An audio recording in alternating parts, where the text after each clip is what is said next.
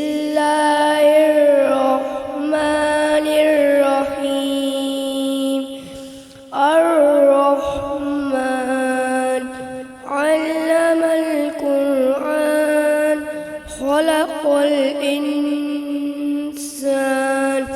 علمه البيان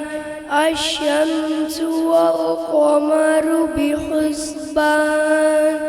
والنجم والشجر يسجدان والسماء رفعها ووضع الميزان ألا تطغوا في الميزان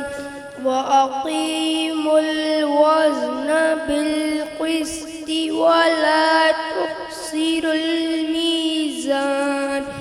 والأرض وضعها للأنام فيها فاكهة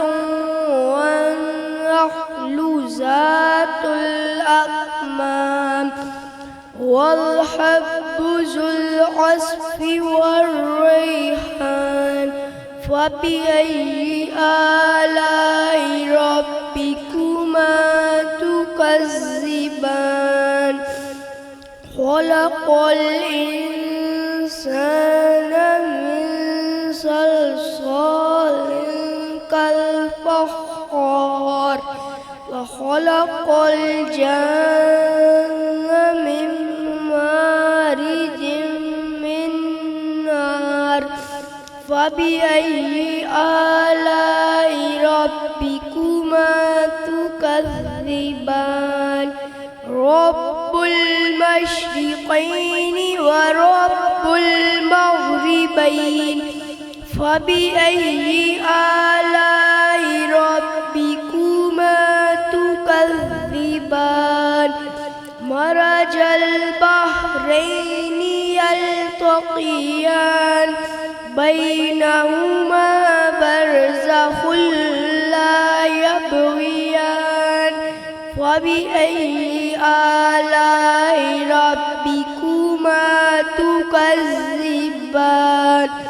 يخرج منهما اللؤلؤ والمرجان فبأي آلاء ربكما تكذبان وله الجوار